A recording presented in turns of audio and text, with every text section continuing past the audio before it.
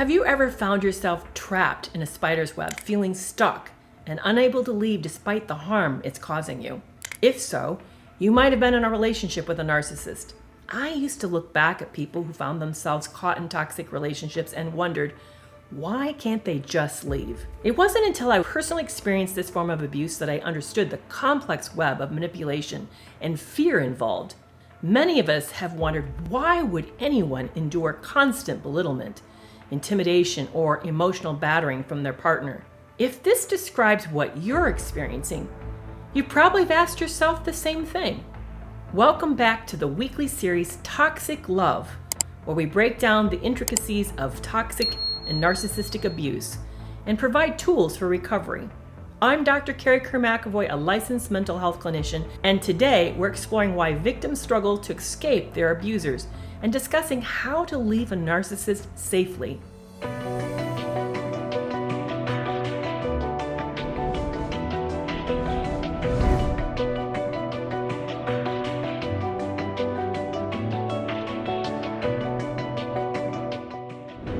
If you've been in this series, you've heard me mention cognitive dissonance several times, and that's because it plays such an important role in keeping victims trapped in a bad relationship. It causes mental fog. Sandra L. Brown, author of the book Women Who Love Psychopaths and How to Spot a Dangerous Man, says living with someone who says one thing while doing another creates intense confusion because we can't decide which to believe. Is it what the person says or what we see them doing? They'll say things like, "Baby, I love you, and you know I've never worked so hard to save our relationship," after coming home late one more time. It's this kind of inconsistency that makes it hard for victims to leave. I spent the entirety of that last marriage to the narcissist in therapy. He promised me he was serious about saving the relationship, yet I would discover evidence that he was still seeing other people and lying. Yet I remember thinking, what if he's serious this time and I walk out just when he's turning the corner? This type of inconsistency causes victims to cling onto the fleeting glimpses of kindness, hoping that this is a sign of changed behavior. In the movie Enough, starring Jennifer Lopez as a victim, we see her facing this type of realization.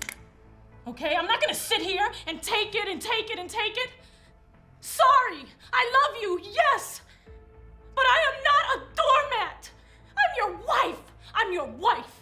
And you cannot do this to me. I'm a man, honey. It's no contest. You have to understand, Slim, and I thought you did. I make the money here, so I set the rules, right? It's my rules. You with me? Your rules? Yeah. And what if I don't like the rules? If you don't like them?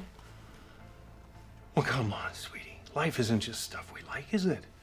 We have to take the good with the bad, don't we? That's what marriage is. So for you, maybe today is a bad day. Tomorrow may be great. Tomorrow will be great. It's in this clip that she discovers the man she thought she knew doesn't really exist. This is a good example of cognitive dissonance. But there's another important piece of the puzzle besides cognitive dissonance that keeps victims trapped. Narcissists also employ intimidation, scare tactics, and realistic threats to keep their victims tethered. They deliberately erode their victim's self-trust, creating a dependency that leaves the victim feeling stuck and unable to exit. In Netflix's Bridgerton series Season 3, we meet King George, the husband of Queen Charlotte. George is suffering from a debilitating mental illness and gets locked in an abusive relationship with a sadistic doctor who claims he can cure him. Time and again, George tries to leave, but fears the outcome to his mental health if he does. What if the doctor is right? You cannot govern yourself. You're not fit to govern others. Until then, I shall govern you. Do you understand me, boy? I have accomplished nothing. Anything accomplished for me has been the work of my bride. Her methods have done more for me than you and your chair ever could. Toxic people often use threats that the victim will never know love like this again, or can't manage life without them, or worse yet, the abuser will make sure that they know that the victim will lose everything that matters to them if they leave, causing the victim to be too terrified to exit. My ex threatened me financially, and then when he feared that I might not be pliable and obedient, he then threatened to harm me. How then is it possible to escape the clutches of a narcissist?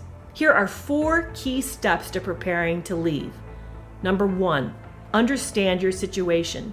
Become educated about narcissistic abuse. There are many free sources like this video series and channel, podcasts, and blog articles. Knowledge is power. Recognizing the patterns and understanding manipulative tactics can help you disconnect emotionally so that you can start planning your exit. Please remember that it's never too late to leave. Your life isn't over until it is, so don't give up on your right to live in an emotionally safe environment. Number 2, gather resources. Prepare for your departure by securing finances. That might mean opening your bank account today, earning money on the side, or squirreling away what you can. Collect the important documents and hide them in a safe place. Always assume your phone's been compromised. Many toxic people are highly suspicious since they anticipate others are out to get them. There is a way for you to hide important things on your phone by using an app called Calculator Vault that's both available for iPhone and Android. It looks and acts like a standard calculator, but is actually a secret file holder. You enter an illogical equation so that you can access the things that you've put into the file. I've dropped a link to that in the notes below. Please don't try going it alone. Reach out to support networks, join forums and support groups, seek assistance from local domestic abuse hotlines or organizations.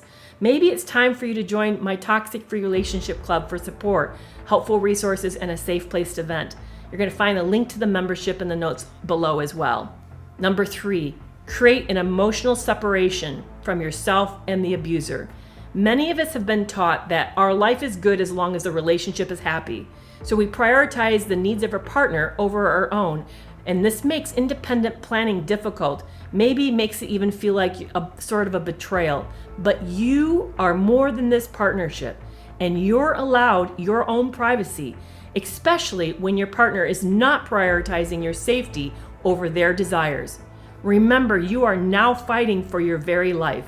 Number 4, seek professional help. Therapists, social workers, and legal advisors can provide invaluable support and guidance. And law enforcement should be your first call if you're facing immediate harm. Know the number to the National Domestic Violence Hotline. Escaping the grasp of a narcissist can be daunting, but with careful planning and execution, you can do it. Here's a practical list of do's and don'ts to remember. Do maintain your privacy. Avoid sharing your plans to leave with a narcissist or anyone who might inform them. Document everything. Keep a notebook to track all incidences of abuse for legal purposes. Write down the date, time, and who was present, along with a record of he said or she said, so you have a recording of what happened, and do this every single time. The frequency of incidents will speak volumes in a legal battle. Do prepare for resistance. Expect manipulative tactics or even violent outbursts from the narcissist when they sense they're losing control. Or you might experience sweet talk and promises of change. Don't fall for it. Remember how many times you've asked for things to be different only to have your request ignored or things to get temporarily better before they get worse. Do trust your instincts. If you sense danger, prioritize your safety and get out immediately. Don't fall for hoovering. This is when the narcissist tries to suck you back with false promises of change. And don't underestimate your strength. You are much stronger than you believe. If you're caught in a web of a narcissist, remember that this is not your fault. The narcissist's manipulative tactics are designed to entrap you. By recognizing these tactics and developing a strategic plan, you can escape. Next week, we'll talk about what to do when there's children. Many parents worry about the effects of a divorce will be harder on the children than having the family live with the narcissist. So let's take a closer look and separate the myth from the reality. And if today's video has hit home, consider what steps you could take right away. Maybe it's researching local resources or reaching out to a trusted friend. Maybe it's scheduling an appointment with a therapist. You are not alone in this journey. And if you find these insights helpful, please like this episode and subscribe to this channel. And don't forget to turn on notifications so that you don't miss our next video. And you can also check out the previous episode where I discuss how your personality trait of conscientiousness could be used to really trip you up. Remember, you deserve to be treated with respect and kindness. Big hugs. Stay strong and safe.